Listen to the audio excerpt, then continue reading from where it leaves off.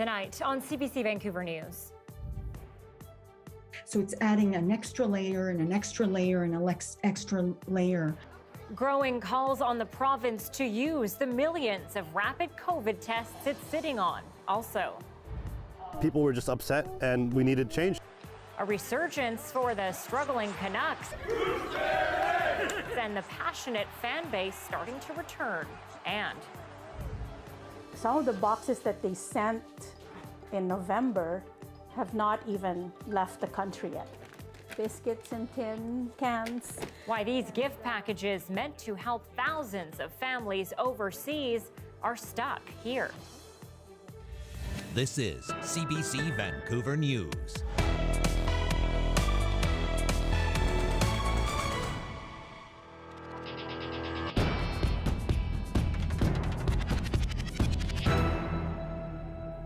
Good evening and thanks for joining us. We are just learning there are more than 100 new cases of COVID-19 linked to the University of Victoria. And some of those people do have the Omicron variant. Dan Burrett joins us live with more on this. Dan, how did it all happen? Anita, we need to know most of these cases have happened within a group of highly vaccinated people. Because of that, health officials say people are only getting mildly sick and no one has been hospitalized so far.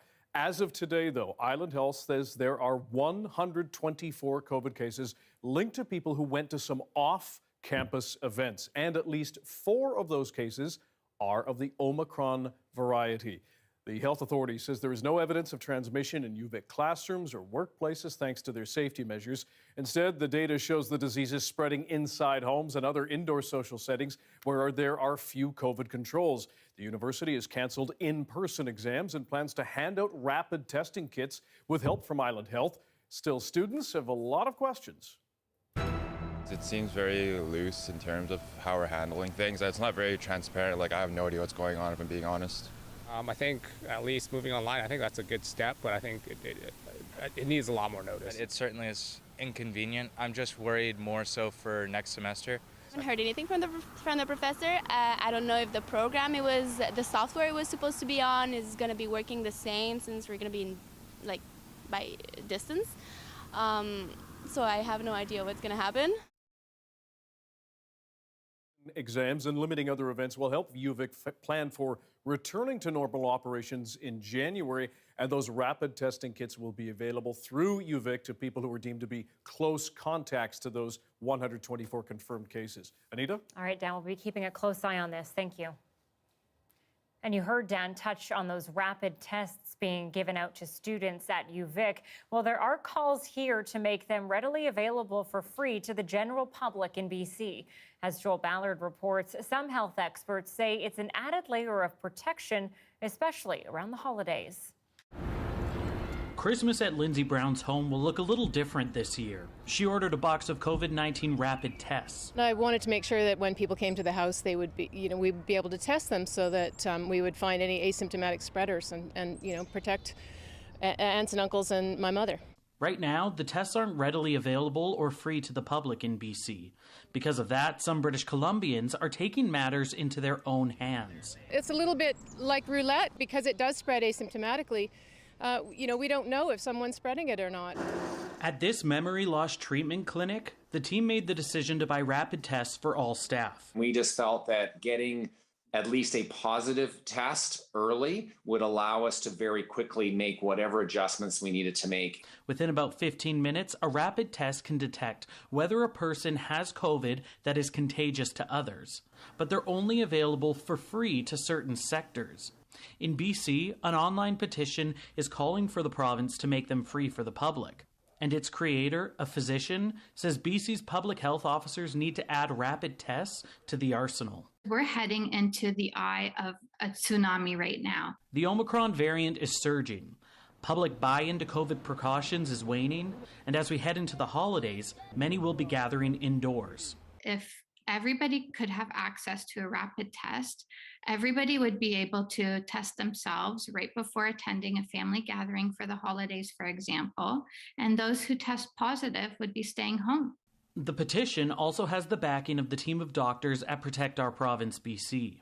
all our layers are imperfect. There's not one thing you can do and say, I'm 100% safe. So it's adding an extra layer and an extra layer and an extra layer. Ottawa has sent the BC government more than 3.2 million rapid tests, but only about 9% have been used. And so far, BC's health officials haven't committed to province-wide access, but they say they are looking into it. Joel Ballard, CBC News, Vancouver. Over a 3-day period, the province is reporting 1,129 new cases of COVID-19. 5 more people died over the weekend. Out of those new cases, 307 are in Island Health, now the health region with the second highest number. 185 people remain in hospital, with 72 in intensive care. The province will provide an update on Omicron cases tomorrow. And this holiday season is anticipated to be the busiest for air travel since the beginning of COVID. Vancouver International Airport is urging anyone planning to take a flight to be fully prepared. We're asking everybody to be patient. There are a number of different rules and regulations that are involved as you come into Canada, but it all makes sense. We're going to have people here to help you. We will make sure you get on your way safely and as quickly as possible. YVR officials say passengers should make sure their passports and proof of COVID-19 vaccination are up to date. People should know what the requirements are for their destination country. The airport will be busier at this time of year, so passengers should allow more time, and people shouldn't bring wrapped gifts in carry-on luggage because security personnel will have to unwrap them. In the last month, YVR has seen nearly 950,000 passengers come through the gates. That's almost 3 times more than a year ago.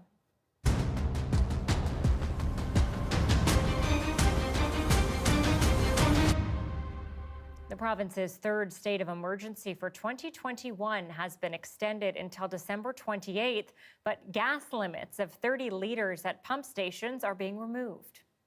I can confirm today that the fuel restriction order in place since November 19th will be lifted tomorrow, December 14th.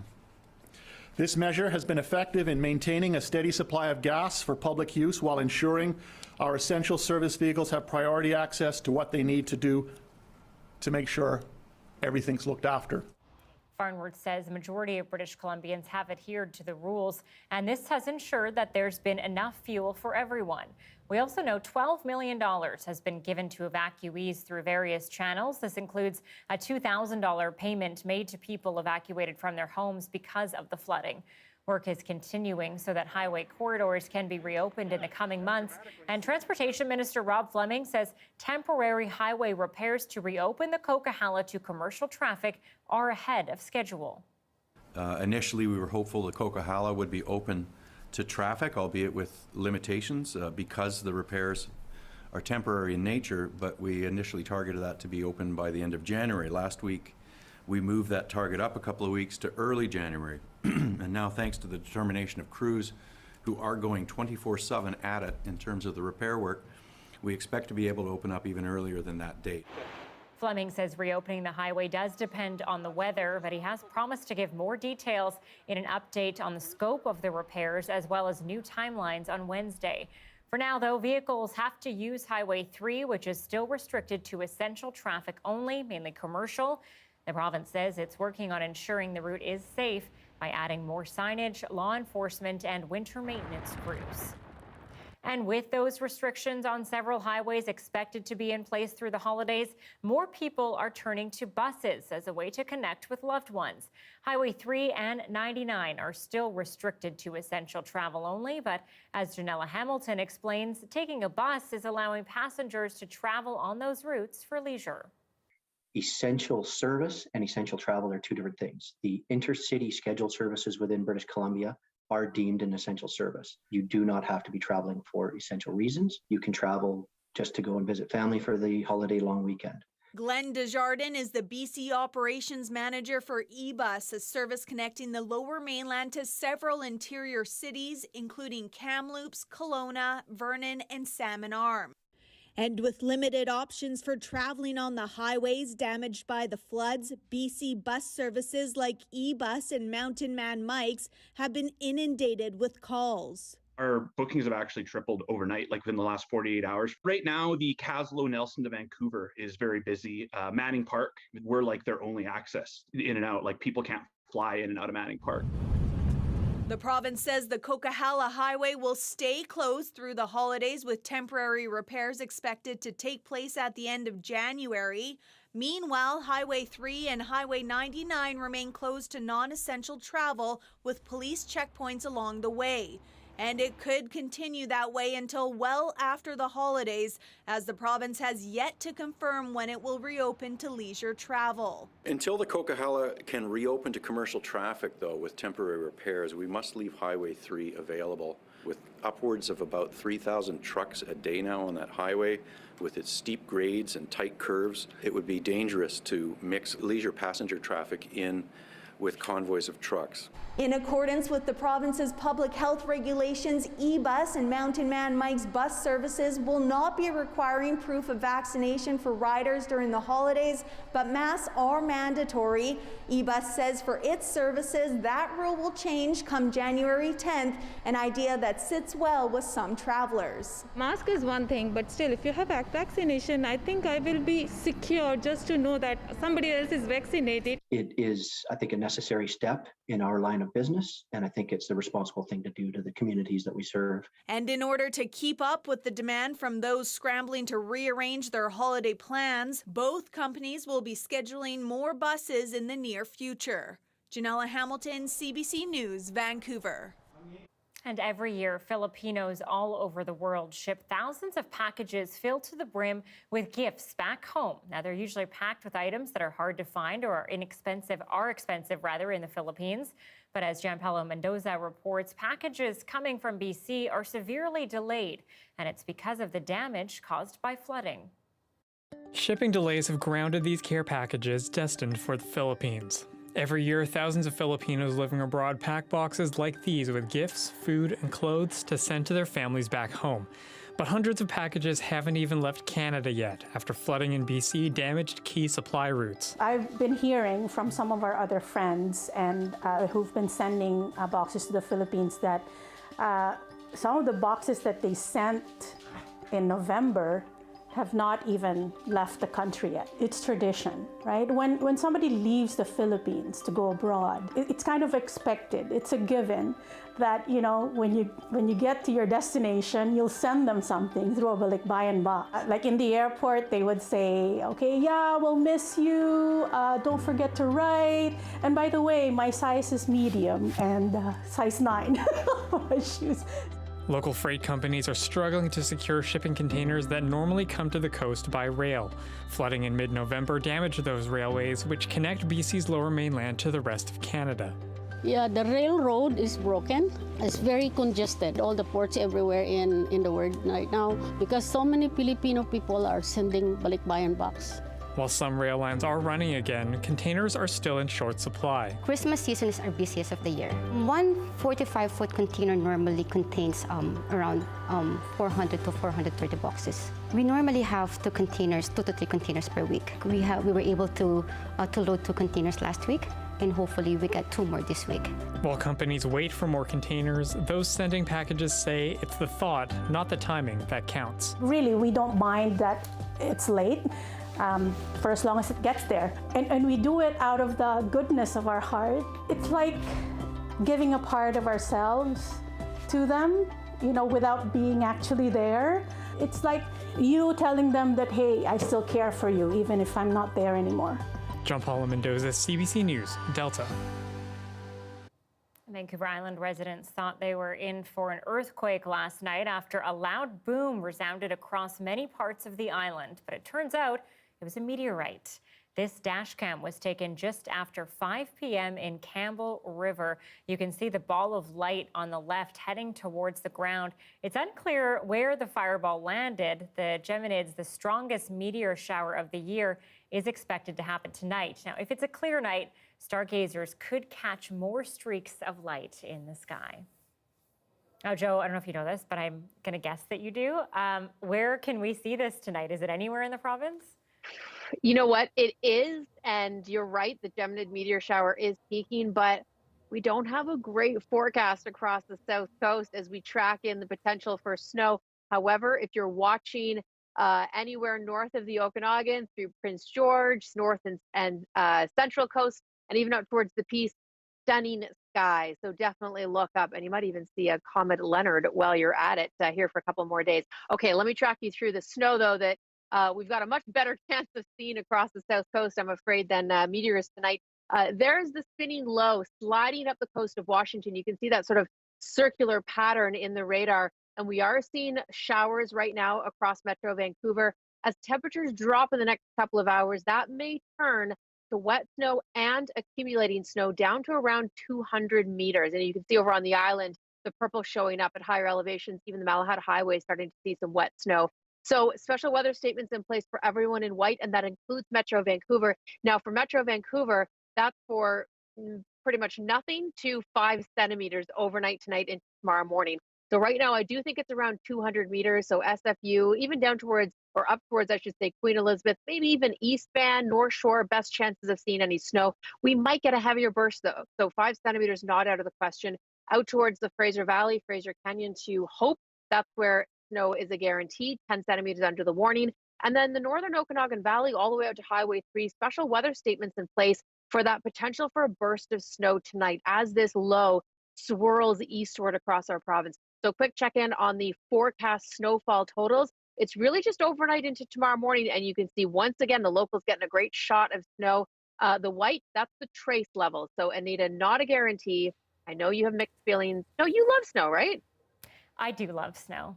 No mixed Yeah, feelings here. I'm all about the snow. Yeah, that's right. Well, we'll at least get to look up on the North Shore and see them in the afternoon. Perfect. Actually, today it was beautiful driving in to see the dusting on the mountains. Stunning. Yes, one more shot tomorrow. Same thing. Awesome. Thanks, Joe.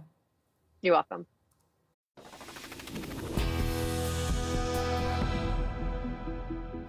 Vancouver police are looking for a suspect who used bear spray inside a busy department store before stealing an $1,800 purse. The robbery happened around 6 p.m. on December 3rd. A masked suspect walked into Holt Renfrew at Pacific Centre and began spraying. Police say he then walked to a display rack and stole the purse before exiting the store and walking east on Dunsmuir to Seymour Street. According to the VPD, dozens of people were impacted by the bear spray, which causes intense skin irritation and temporary blindness. They are now looking for a man or woman believed to be in their 20s wearing a yellow face mask, a green hoodie, and a black cap with a white logo on the front. Well, turns out the city of Surrey is footing the bill for Mayor Doug McCallum's legal fees relating to his public mischief charge. McCallum was charged with public mischief after a phone call he made to police in September. The mayor claimed his foot had been run over in a grocery store parking lot. Now, the charge relates to making false statements with the intention of misleading police officers. McCallum is scheduled to appear in court January 25th. Dozens of condo owners in Surrey are suing the developer and contractors behind a building project that's been for years plagued with problems because it was not built to code. There are more than 360 units in the Ultra. It's a modern concrete and glass building that was completed in 2013. Since then, 2 engineers involved in the project were suspended. The first after an investigation found major problems with the structural designs. This is a situation that's incredibly unfair to the consumer when this occurs, because they may have purchased in at values between $600,000 and $1.1 million to discover that best case scenario on the market because of the restrictions and the potential liability, they might only be getting $300,000 or $400,000 for their units. The suit also names the city, saying it had a duty to ensure the tower's designs were up to code. A weekend safety blitz targeting party buses and limos resulted in thousands of dollars in fines and 6 vehicles being taken off the road. Vancouver police examined 3 party buses and 5 limos, and all but 1 was taken off the road because of major safety issues. 1 vehicle had inoperable safety exits. Another had seats that were propped up by a 2-inch piece of wood. The VPD is also recommending 27 counts of failing to provide a chaperone and allowing open liquor after 27 teenagers were found crammed inside a party bus that also had a dance floor. Well, CBC News has learned a woman facing charges for allegedly posing as a nurse at a Vancouver hospital also worked at a private clinic in Victoria. Management at View Royal Surgical Clinic confirmed Bridget Clairaut was employed there for 3 weeks in November of 2020. Clairaut is charged with fraud over $5,000 and impersonation after Vancouver police say she posed as a nurse at BC Women's Hospital from June 2020 to June 2021. She's also facing similar charges in Ottawa. Clairaut will appear in a Vancouver court in January.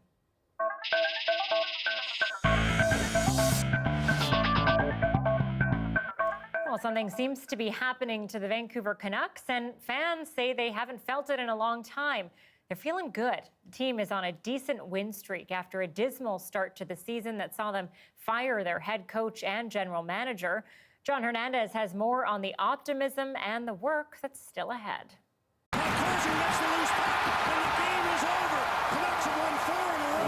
It's the consistency Canucks fans have been desperate for, just as the team's newest addition to the front office settles in.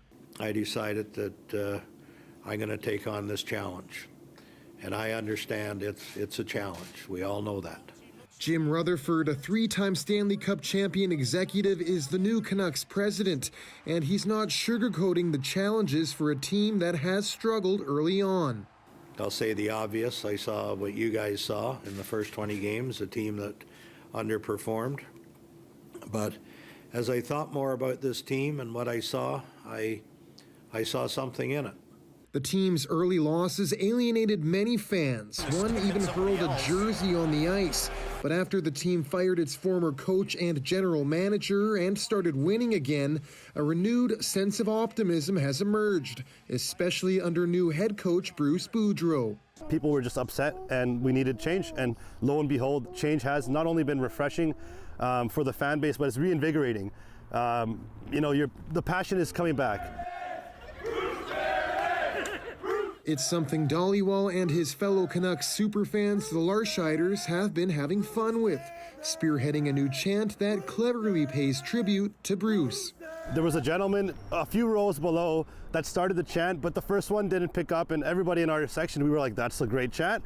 So what did we do next? We just started shouting at the top of our lungs, Bruce, there it is. But a lot of work remains. The team is still searching for a permanent general manager with goals of making the office more diverse. Our society is changing all the time, and I would like to see a more diverse staff, if possible. For now, the next big challenge is on the ice as the team and its fans hope to keep the streak alive Tuesday night. John Hernandez, CBC News, Vancouver. I think we're all hoping that this keeps going, so let's keep watching, I guess. Well, the BC government is offering up $30 million to keep festivals, fairs, and other community events afloat as the pandemic stretches on.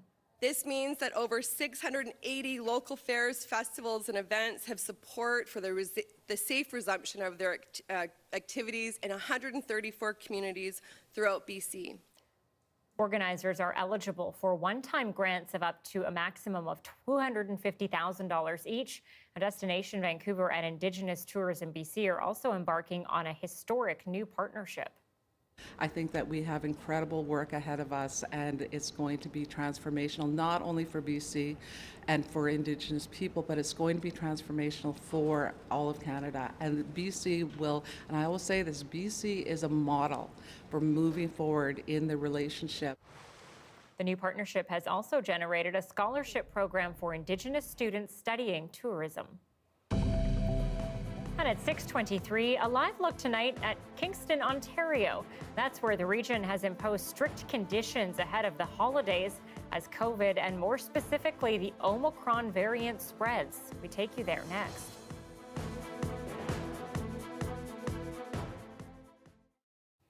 Thanks for staying with us during our commercial-free live stream. Well, have you ever been to a puppy cafe? One couple in Oshawa is welcoming all dogs to the Roxy and Misty Puppy Cafe. It's named after their two pups, and they're giving out homemade treats and head scratches. Have a look.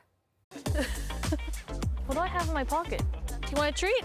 Hi, I'm Amy Gaudette, and I'm from Oshawa, and this is our puppy cafe. As you see, there's a big turnout. All the pups in the neighborhood have stopped by. Sit. Yes, good girl. It started out was like a simple tin of treats, and then I became my extra self and started leaving multiple different kinds and started baking some, and then I wanted to decorate it for the holidays and everything too. And it's turned out to be this huge community thing, obviously. Lots of people have shown up, and yeah, it's been wonderful. Well, I'm a hairdresser, so I've been laid off 3 times due to all the lockdowns. Dylan lost his job at GM at the start of it, and we were so sick of all the negativity and the news, so I wanted to create like a happy, positive news feed on my Instagram. We just live up the street. He goes by here every day. Don't you, Sonny? Sit. Good boy. We just love making all the dogs and people happy around here. I came home from work, and the fiance kind of put together a real big mess, so she bought some crates, and I had to fix it with some 2x4s and whatnot. But it turned out a lot better after I got my hands on it, because when I picked it up the first time, it opened up like an accordion. The spot right here is kind of like a little community zone for people. It doesn't get too crazy, just 1 or 2 people coming at a time throughout the day, but everyone can kind of meet up, and dogs get to say hi to each other. Hi, Bowie. How long do you think you're going to keep doing this? I think indefinitely.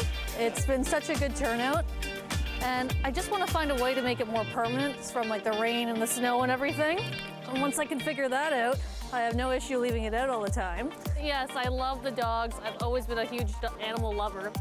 We have the 2 dogs ourselves. I feel like everyone else's dogs are part of my life now too, which I love. Thank you.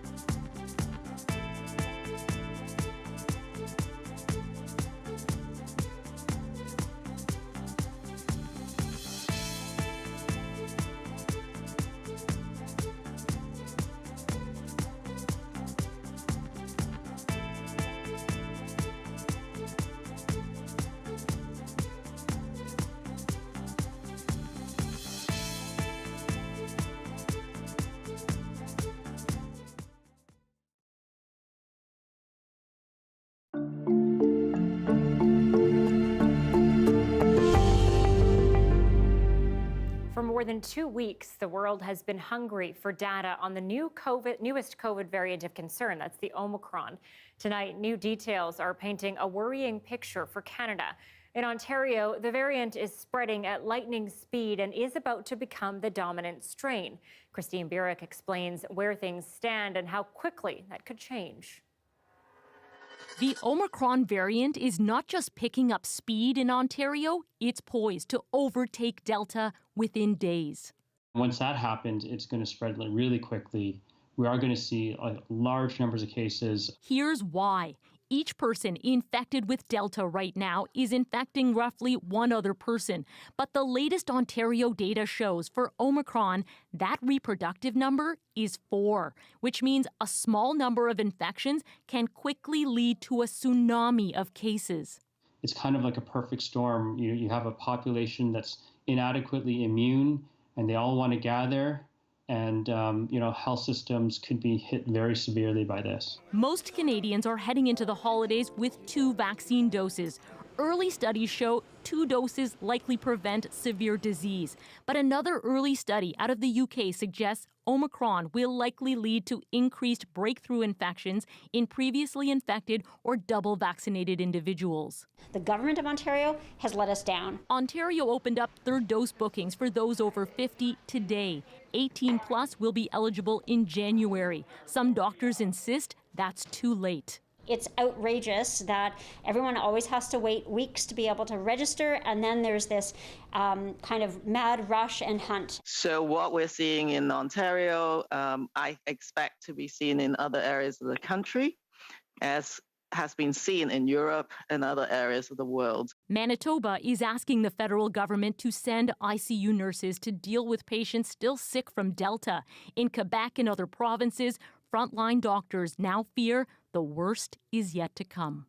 So you have a huge sudden increase, then you risk overwhelming hospitals, and we've seen that several times in different parts of Canada. While the threat from Omicron is growing by the day, public health officials insist Canadians can still keep this virus in check by shrinking their holiday gatherings. Get that third shot if you're eligible, and if you have access to rapid tests, start using them. Christine Birak, CBC News, Toronto. And the city of Kingston, Ontario is tightening its restrictions even further as an outbreak there grows. As Thomas Dagla explains, some warn the situation there could quickly become the situation everywhere else. Kingston's streets are a little quieter. The hopes for the holidays a bit dimmed after a spike in COVID cases, most of them the new variant, and with new restrictions now in effect. A little bit disillusioning given how well we were doing and how well the vaccination rate's been going. The idea of going into further lockdowns or having further restrictions is, daunting. The public health unit is imposing a 5-person limit on indoor and outdoor gatherings. Restaurants must now close for dining by 10 p.m. and stop selling liquor by 9, and no more than 4 people can sit at a table together. The new measures coming in direct response to the quick spread of Omicron. We have seen an unprecedented rise in cases, and over the past several days, we've seen a significant rise in cases of the new variant Omicron. The Kingston area was once a beacon of hope with relatively few COVID cases and not a single death linked to the virus in 2020.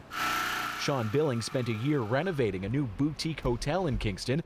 Now, after a busy summer and fall, bookings have dried up. We're down to nothing left in terms of holiday events or Christmas parties, where we would have had upwards of a dozen to 15 of them. Queen's University has canceled in-person exams. The Kingston General Hospital is dealing with a surge of critically ill COVID patients surviving on ventilators. This virus, and this expert has a warning for the rest of Ontario. We've really been the vanguard in a way for the province. So what we've noticed here, the province is going to see, and probably well within 1 week. The new restrictions are only supposed to last for a week, so there's no telling what measures could be in effect for Christmas as Omicron keeps spreading faster. Thomas Dagg, CBC News, Kingston, Ontario.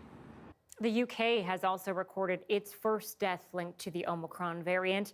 It comes as the government expands booster shots for more people. As Chris Brown tells us, with cases multiplying, Omicron is expected to quickly replace Delta there as well as the dominant COVID variant. With what Britain's Prime Minister calls a tidal wave of the Omicron variant now sweeping the country, people formed long lines to get booster shots. You want to go home for Christmas and make sure you get it as soon as possible, so quite happy to wait. It's just easier for us and for people we live with, especially our parents, our grandparents, so it just makes sense for us to wait in the queue. Boris Johnson has vowed to give everyone a chance to get boosted before the end of the year. Omicron is producing hospitalizations, and sadly at least one patient has now been confirmed to have died with Omicron. Britain has already given out more than 23 million third doses, more than any other country in Europe. But to get boosters into everyone left who's eligible will require a huge pace of 1 million vaccinations every day until the end of the year. Whether that's actually possible, health administrators are non-committal. Some non-life-threatening care will be postponed, and the military is helping coordinate. On this first day, the online booking site was overwhelmed. Our projections are showing anywhere from 25,000 to 75,000 potential deaths over the next 5 months due to this new wave of infection. Canadian Dr. Nick Davies co-authored the Omicron modeling study that's generated so much anxiety here. He says Canadians should pay attention too. I do think these results are applicable to Canada, but I think the situation in the UK is such that we're probably a week or two ahead of at least of most other countries in a similar situation to us. But it's on all of us to pick up, to step up. Politically, Britain's Conservatives have been pummeled by COVID, first appearing to ignore their own rules by holding Christmas office gatherings, and now facing a backbench revolt over new Omicron restrictions. More masking and working from home kicked in today, which at least appeared to cut down on traffic at London's tube stations. Chris Brown, CBC News, London. Growing calls to step up detection as the Omicron variant looms over the province. Why one local doctor says we can't move fast enough. After the break.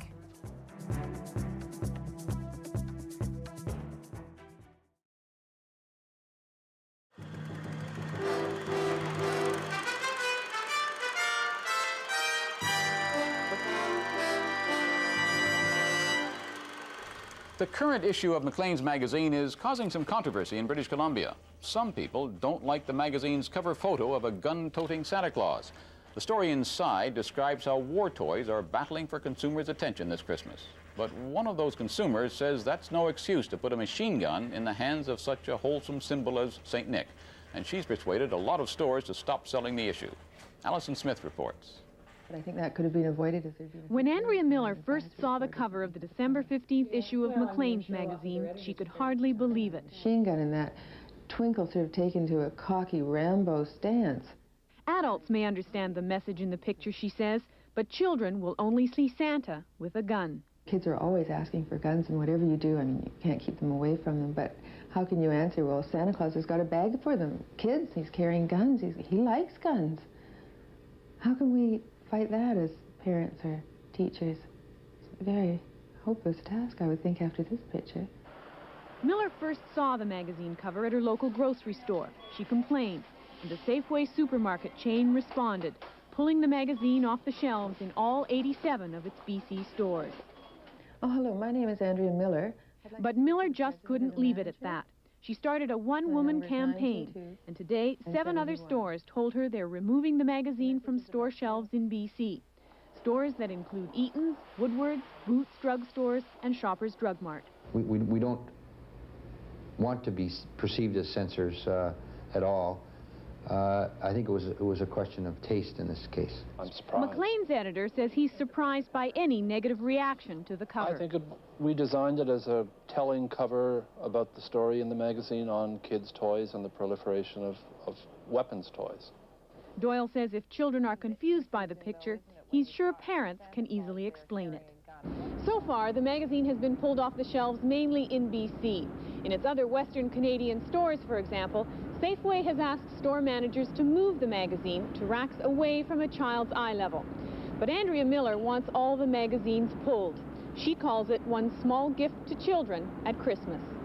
Alison Smith, CBC News, Vancouver.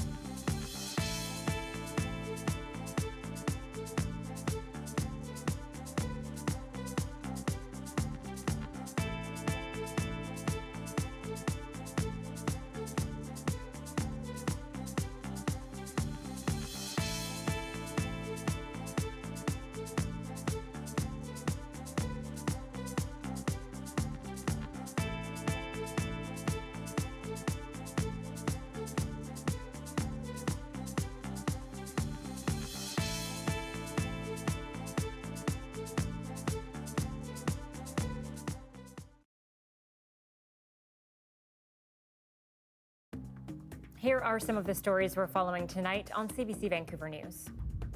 I know the highway closures and restrictions are challenging, but they are necessary to maintain a steady flow of goods across the province. The province's state of emergency has been extended until December 21st due to the flooding disaster, but gas limits of 30 litres are being removed as of tomorrow. So far, $12 million has been given to flood evacuees through various channels.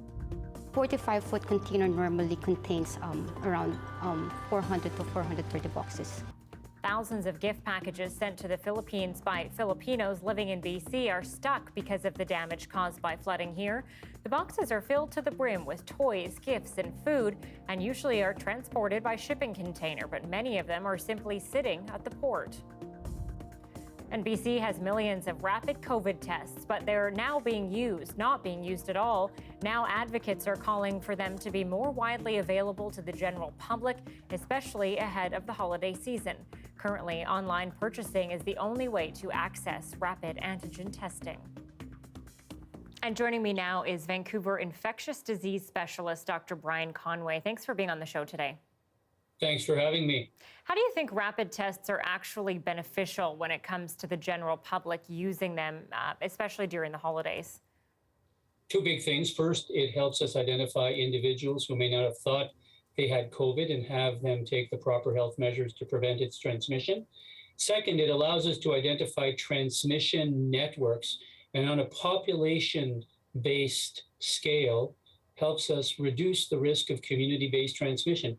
It is not infallible, but it is extremely useful. So what's the barrier here? I mean, the BC government is sitting on millions of tests. What's the barrier to making rapid test kits more readily available?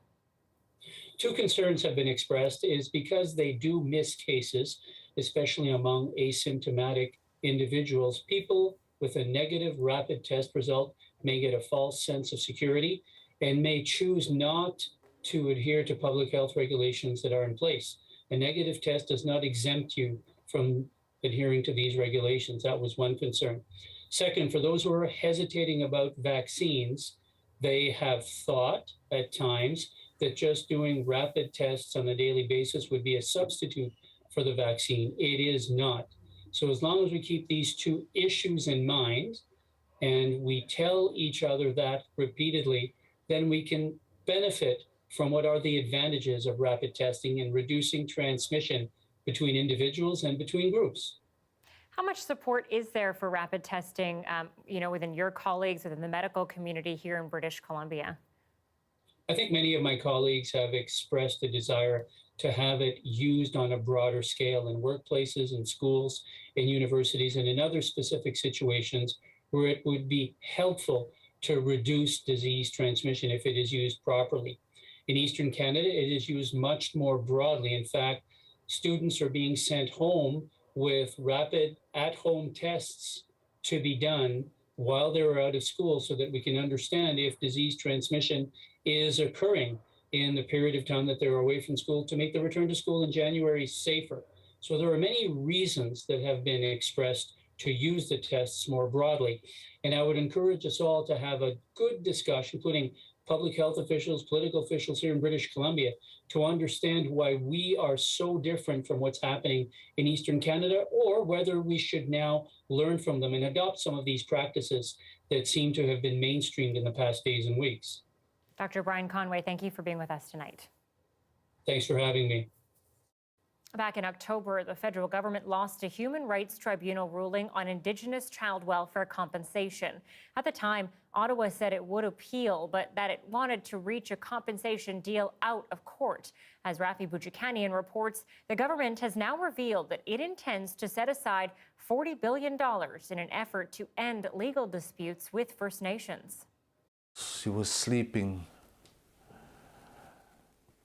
and we saw that she was slowly turning blue, like she wasn't breathing. Zacchaeus Trout recalls the first hints he saw his daughter Shanae had a rare neurological disorder, Batten disease. And we rushed her down to the nursing station. Shanae's brother, Jacob, who was diagnosed with Batten disease as well. Their home, Cross Lake First Nation in northern Manitoba, not resourced to take care of them. And I slept on the floor with her while she was sleeping on the bed. After losing both Jacob and Shanae, Trout became a plaintiff in a $10 billion class action lawsuit filed against the federal government over child welfare compensation for First Nations. The system continues to fail the children, the Indigenous children in this country, and their voices need to be heard. Ottawa's now proposing $40 billion in compensation for litigation. The federal money would also cover previous orders by the Canadian Human Rights Tribunal and long-term reform of the Indigenous child welfare system. It's a positive announcement, but what we need to see is how is this going to actually land in terms of payments for children and families. Political pressure is the main reason an impasse may be close to an end, says this advocate. The public is starting to understand this more. A lot of the public, just like with the shock of residential schools, they didn't know that the federal government was giving less money for all public services on reserves for First Nations kids. Ottawa says the money will serve two purposes. It reflects, again, 30 years of discrimination against the most vulnerable segment of society, and an equal investment to fix the system once and for good so that we are not repeating the pattern. The parties could be headed back to court should negotiations fail again, but there is optimism that won't happen this time. The deadline is the end of the year. Rafi Bijikanian, CBC News, Ottawa.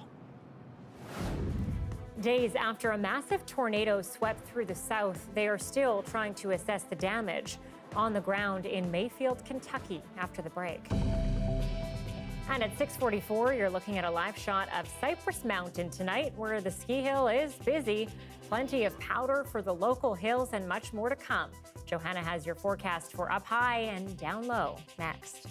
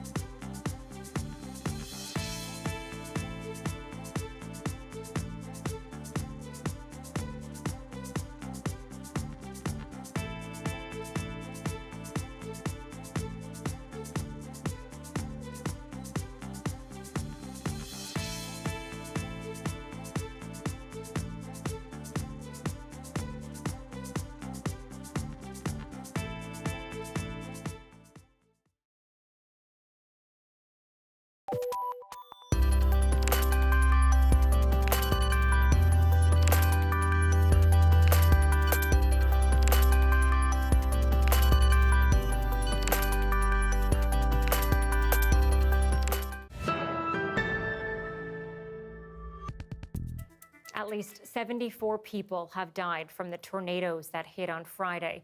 The governor in Kentucky is warning that number could go over 100.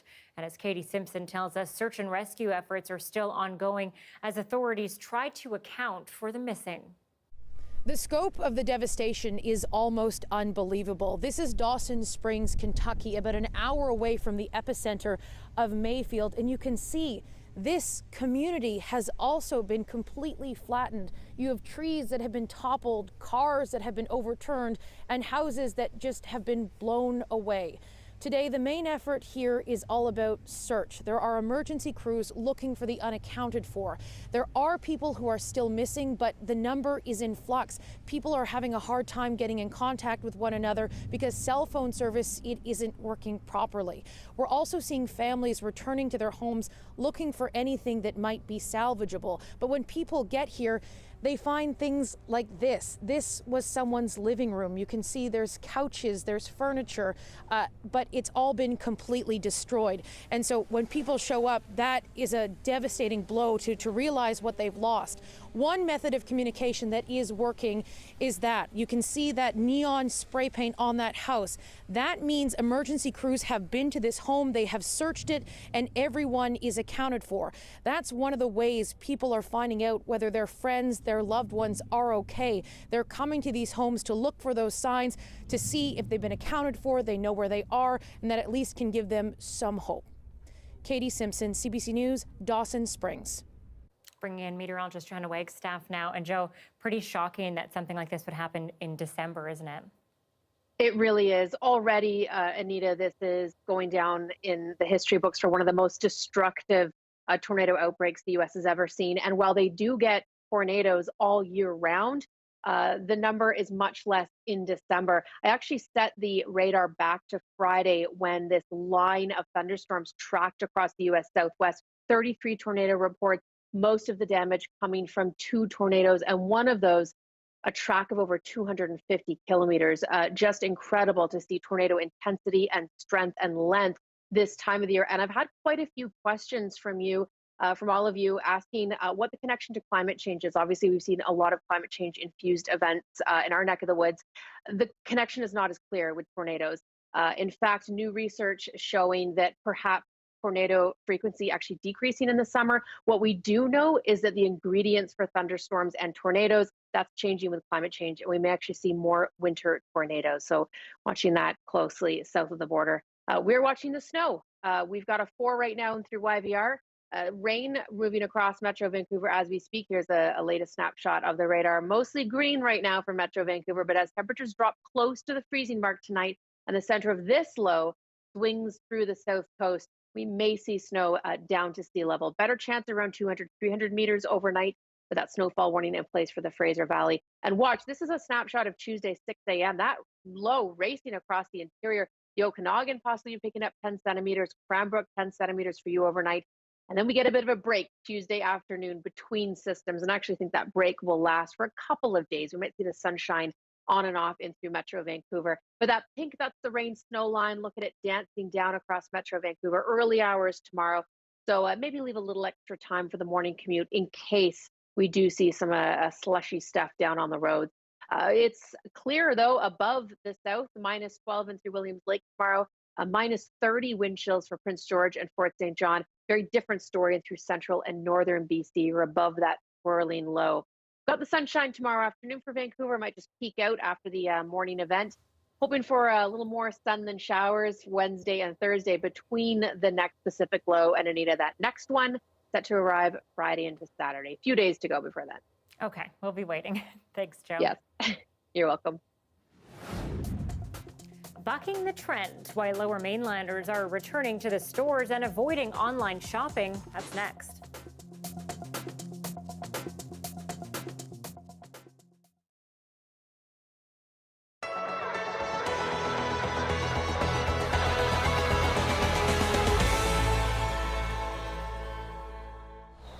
In our culture, we are encouraged to spend as much time as we can on the land, because out of the land we get everything we need in order to live and to survive.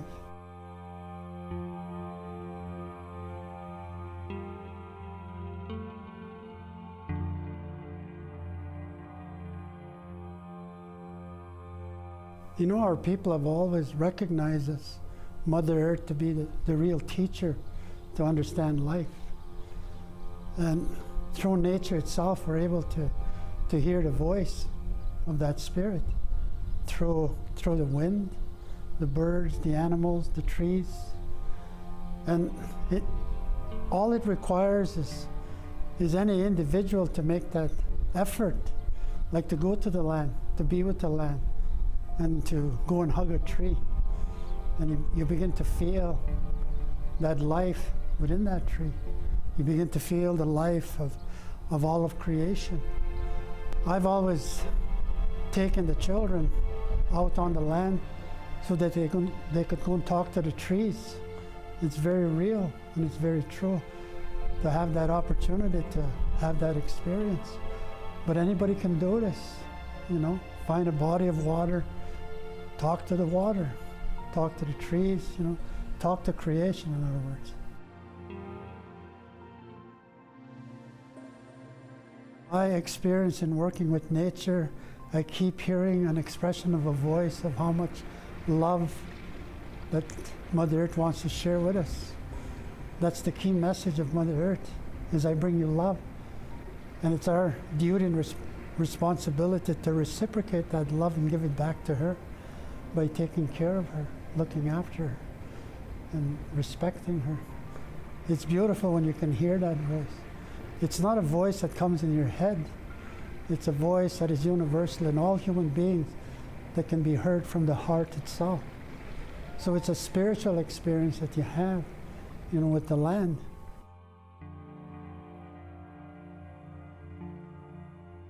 There's one law that our people had always practiced in order to show and express love to the earth is you never take more from the land than what you need in order to live. And one of the beautiful things that Mother Earth, I know, enjoys is when we offer words of gratitude to her, giving her thanks for all that she gives us in order to live and to survive. And it's all about values and teachings, you know, that returns that expression of love that comes from the earth itself.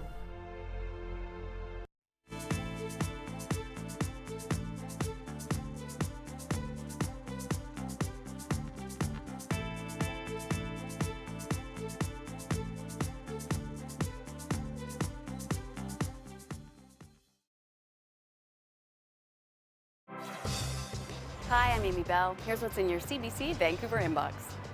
Stream your favorite CBC dramas or comedies 24/7 on demand on the CBC Gem app. Plus, you can live stream CBC Vancouver News. Check it out at gem.cbc.ca. And never miss a special programming series or contest. Subscribe to CBC Vancouver's e-newsletter at cbc.ca/Vancouver inbox and keep connected with us.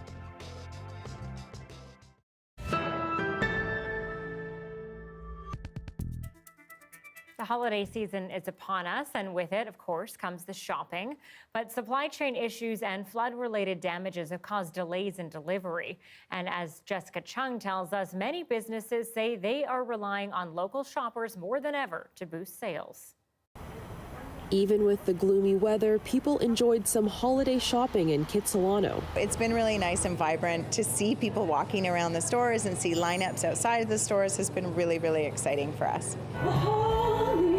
Kitsmas is an annual event highlighting local retailers near West 4th and U, along with live music, a beer garden, and activities for kids. We're so excited to actually be out in the public this Christmas, where last Christmas it was not able to. I think it means a lot being a local business, connecting with others, and just engaging with community and having a great time. But for some businesses like Hebra Pingas, supply chain delays that have been further exacerbated by the flooding has put a kink in their holiday traffic. I think for us, one of the bigger challenges we saw was the floods that had happened in the Lower Mainland. That put a big bottleneck in logistics, and so we suffered with shipping product out to the east. The supply chain coming from offshore into BC and across Canada is completely disrupted right now.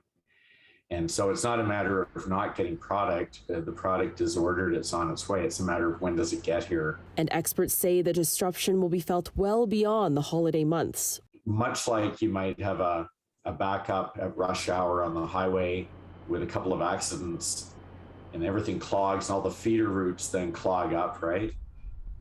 You can kind of fix some of that, but it will take a long time before the traffic's moving at an even pace again. And that's what we're running into. So we're kind of looking at least, I think, 2023 for things to have some kind of steady state that's working. For some shoppers, that's more incentive to shop in person at local stores instead of online. In general, I've been trying to shop less online anyways, so having like a specific event where there are, you know, local artisans coming down, like it just makes it easier. I try not to shop like online as much now just because I'm worried that, you know, because of shipping delays, presents might not come like, you know, right on time. For local retailers, that is music to their ears. Jessica Chung, CBC News, Vancouver. Absolutely. Always great to shop local when we can. I myself have done a lot of that this season for sure. Thanks for watching tonight. We'll see you back here tomorrow.